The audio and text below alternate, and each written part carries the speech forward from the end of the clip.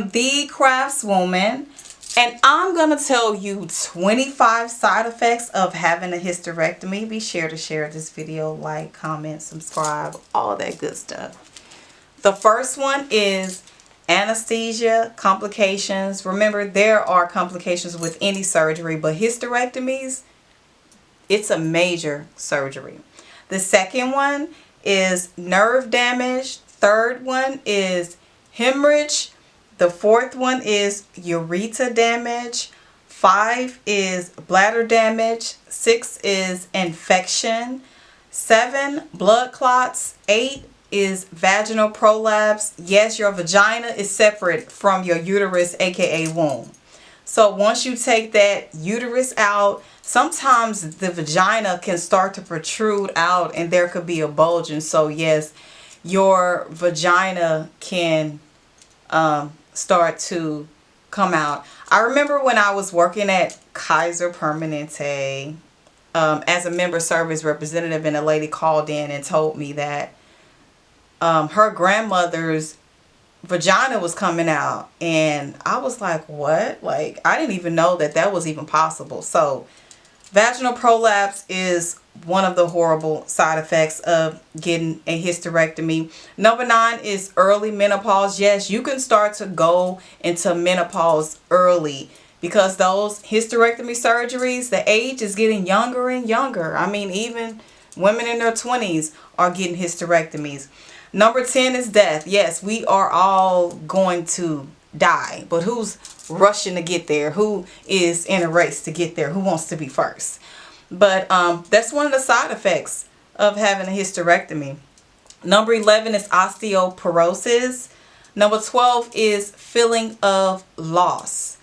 13 is less intense orgasms or no orgasms at all. Now, I don't know who wants that. Number 14 is pain. 15 is depression. 16 is high blood pressure. 17 is obesity. 18 is heart disease. 19 is rectal cancer. 20 is thyroid cancer. 21, gallbladder disease. 22, vaginitis. 23, vaginal dryness. 24, pain during sex. 25, urinary incontinence. Now, those are 25 side effects that I have found on the World Wide Web. You can find all this information there as well. I'm just not making this stuff up. And I'm not a doctor. I'm not here to diagnose. I don't claim to cure anything. So make sure that you listen to your doctor and follow your doctor's instructions. The number one reason for getting a hysterectomy is fibroids. Black women are more than everybody else likely to get fibroids. And if you look it up, they'll say there's no cause to fibroids, there's no cure. Women are also suffering with PCOS, endometriosis, ovarian cysts, uterine polyps, infertility, reoccurring miscarriages. If you have any of these problems, I suggest that you get my book, The Dark Womb Redemption, a holistic guide to womb wellness for Black women. It's on my website, craftswombman.com. You can also subscribe to my email list. Go to the contact page. Put in your information so that you can know when we are having our free classes, free events, where we're going to be, and what's going on. So, unfortunately, the hysterectomy is like the first suggestion when it comes to having fibroids, as far as a cure or to relieve fibroids. It's going to be suggested, oh, just get a hysterectomy. But the non-invasive, the surgeries that is not so major, not so serious, they're not usually recommended. But if you do get myomectomies, uterine fibroid embolizations, all those different things on, in your body to get rid of the fibroids, they usually just come back. But what you want to do is you want to get to the root of the cause, get to the root of the problem. Let's find out why these fibroids are here, what is making them grow, And inside the fibroid, by the way, if you don't know, it's a non-cancerous tumor that grows in the uterus.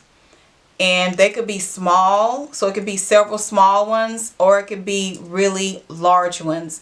I've heard of them even looking like deceased babies on the inside and having teeth and hair, blood, of course. Fibroids feed off of sugar. So you want to make sure you're not eating that gallon of ice cream and drinking all that soda and eating all those pies and cakes every single day. I can't tell you anything, but I mean, it's best to eliminate it, but sugar is extremely addictive, even more addictive than drugs. So we want to make sure that we are decreasing our sugar intake as much as possible, because that is causing the fibroids to grow. One of the things I do believe why black women are getting fibroids more than anybody is because of the melanin in our body, the way that we process estrogen. It is said to be from a high estrogen diet. So we know that estrogen is like it's in they put steroids and different things in the animals that are eating to help them grow faster. There's so many different things, different reasons. It's also fibroids is said to if you have a high fat or eat red meat, a high fat diet is supposed to increase the growth of fibroids. But whatever way that you look at it or choose to avoid getting a hysterectomy, you have to make a lifestyle change. And it's not just taking a herb. It's not just doing one vaginal steam. All of these things do help, but there has to be a lifestyle change, and it has to be consistent. Because when we stop doing those things that help us, they just come right back and they grow right back. So cutting out the problem sometimes may not be the answer. You have to get to the root of it, because when you get the hysterectomy, then you could have this list of side effects that come. And there's even more than what I have just shared with you. So cutting out the problem is sometimes may not solve it. Like I said before, you want to get to the root of the problem and try to live a healthy lifestyle and, get your womb healthy. One of the reasons I think that black women may also experience fibroids and just womb problems in general is from getting the chemicals on our hair so early. You remember we used to, some people who were born in the 70s and 80s, maybe your mom put a curl on your hair. You got a curl or a perm. Before that, in the 60s and 70s, they were getting the hot comb to straighten their hair. And then, now we have the artificial hair added for braids. Though the braid hair has chemicals in it. So we got the relaxers, we got the weave, the fake hair. All of that stuff has toxic chemicals in it. So we got to look at that. The estrogen intake, not exercising, not eating right, not resting well. Rest is extremely important to help your body to heal itself naturally. Our bodies detox naturally when we're not eating, before we break fast, before we eat breakfast, when we're fasting, when we're not eating, our body is regenerating and healing itself. And when you're not sleeping at night, sleeping when it's dark outside, that can also cause imbalances. Now, so let's talk about the uterus. So there are women who are saying, I'm bleeding every week. I'm tired of, bleeding for weeks, months. I'm wearing a pamper. I'm tired of going through these cramps every single month. I just want to cut it out. I just want to get rid of it. Your uterus is not just for having children.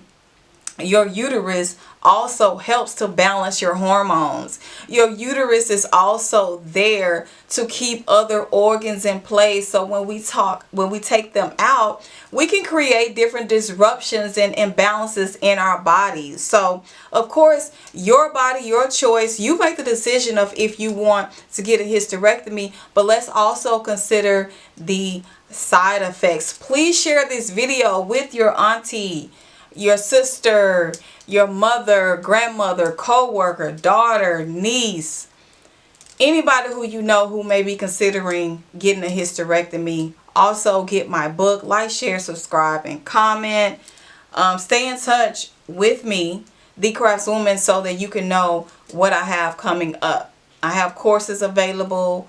I have womb herbs on my website for vaginal steaming, which is another thing that you can get. You can do if you don't want to get a hysterectomy. Also, I've help women with hysterectomies, help women with vaginal steaming after they've gotten a hysterectomy. Because remember, just because you get a hysterectomy, it's not over. There's still other things that happen. And I've met so many women who tell me that they wish they would have met me before they got their hysterectomy. And I'm pretty sure, most likely, they still would have gotten a hysterectomy, because you have to really, when it comes to self-healing and doing things natural, you gotta be consistent. You know, we are big about getting the surgery, getting it cut out, taking a pill, and everything is gone. And of course, I want to say that if there's a life and death situation, of course, we want to make sure that we choose the best decision for us. But if you're bleeding all the time, if you got menstrual cramps, that's not even a problem. We can definitely help you with that. So thanks for watching. Please like, share, subscribe, get on my email list, and don't birth without a doula.